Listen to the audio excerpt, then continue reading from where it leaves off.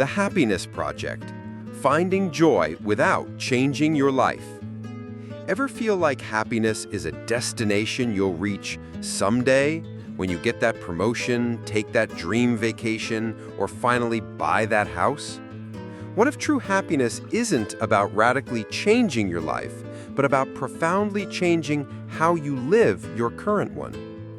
That's the core idea behind The Happiness Project by Gretchen Rubin. Rubin's journey began on a mundane bus ride, caught in traffic and rain. It hit her. She wanted to be happy, but she'd never actually thought about how to achieve it. So she decided to dedicate a year to her happiness project, aiming to change her life without changing her life. In other words, she wanted to boost her happiness within the normal confines of her everyday existence, without traveling the world or making drastic life overhauls.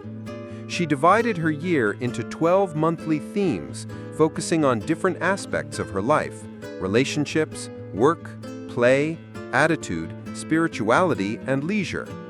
Each month, she set specific goals and actionable habits to experiment with and reflect on her progress, discovering what truly brought her joy and fulfillment. Key insights from the Happiness Project.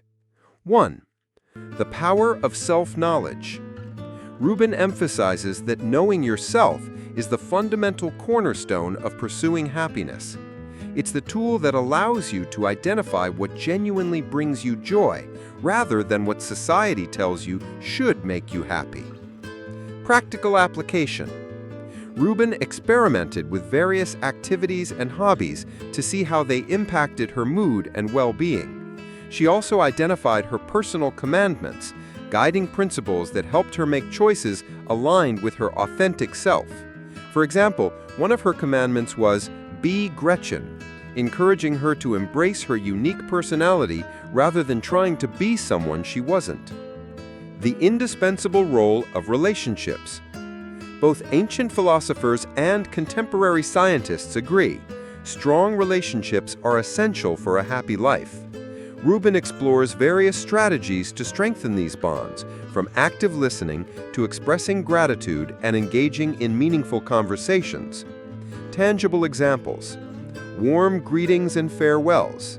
She started a habit of greeting and saying goodbye to her family with a hug, kiss, or a sincere "have a great day." This simple act significantly increased the tenderness and thoughtfulness in her home's atmosphere. Joining or starting a group. Forming or joining groups is a powerful way to foster in-person connection, bringing accountability, fun, and new relationships. Think book clubs, or even just a group to discuss fly fishing. Emulating a spiritual master. Choose a role model, a historical figure, religious leader, literary character, or someone you know, to learn from and apply their teachings to your life. Rubin chose Saint Therese of Lisieux, who taught, "When you love, you do not calculate." Rubin strove to apply this to stop calculating in her own relationships. 3. The strength of habits and routines.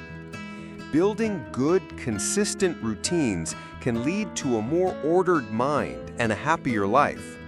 Habits are things we do automatically, freeing up mental energy and willpower because they don't require constant decision-making or self-control.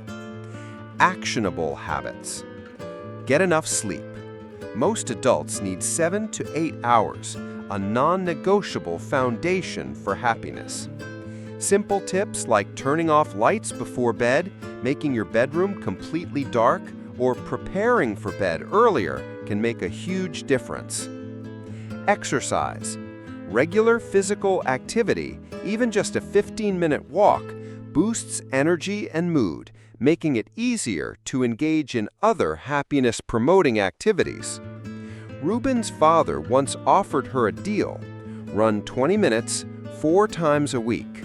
This external incentive unlocked her internal motivation to exercise. Outer order, inner calm. Reducing physical and mental clutter is an energy booster and reduces visual noise and mental static. She unexpectedly found that outer order contributes to inner calm. Her 1-minute rule, do anything that takes less than a minute immediately, and an evening tidy, the last 10 minutes before bed, prevented clutter from accumulating. Tackle lingering tasks.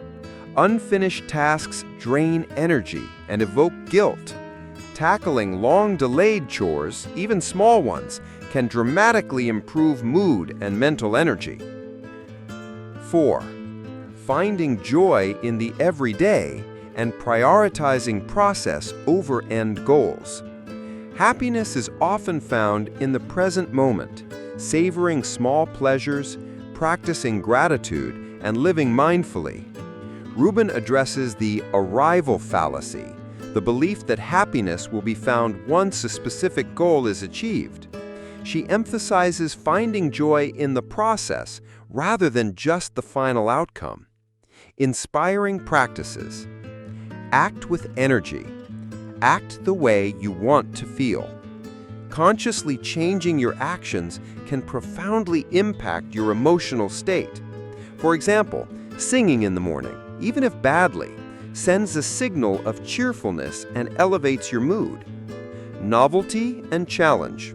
Doing new and challenging things can boost happiness and energy, even if they initially feel overwhelming. Rubin found that starting a podcast, despite feeling overwhelmed, actually gave her more energy. Pets. Doing things for pets, like taking the dog for a walk, can bring joy to the owner through the pet's happiness. 5. Embracing the challenge of change and personal growth. The pursuit of happiness involves confronting fear of failure, resistance to change, and the discomfort of trying new things. Embracing imperfection is key. Failure isn't just a possibility, it's a necessary part of the process. If you're not failing, you're not trying hard enough. Embrace the willingness to fail rather than avoiding the thought of it. Mindset shifts. Perfectionism is often tied to anxiety, not high standards. Address the underlying anxiety and embrace the fun of failure. Reframing. This is a superpower for changing your perspective on situations. For example, changing "I have to" "I get to," like taking your daughter to the pediatrician. Or focusing on what you're grateful for even when annoyed, like an annoying boss might provide opportunities. The big picture. Happiness as a practice. The Happiness Project teaches us that the pursuit of happiness is an ongoing process, not a final destination. Most happiness doesn't come from massive life changes, but from consistently improving our daily habits, attitudes, and interactions. Gretchen Rubin believes that happiness is not selfish because happier people tend to be more compassionate, healthier, and have more energy to help those around them and contribute to society. This book is both inspiring and incredibly practical, offering actionable insights and simple, effective tips. Rubin encourages each reader to embark on their own happiness project, emphasizing the importance of investing in our most valuable asset, time, and recognizing that investing in good relationships yields boundless returns.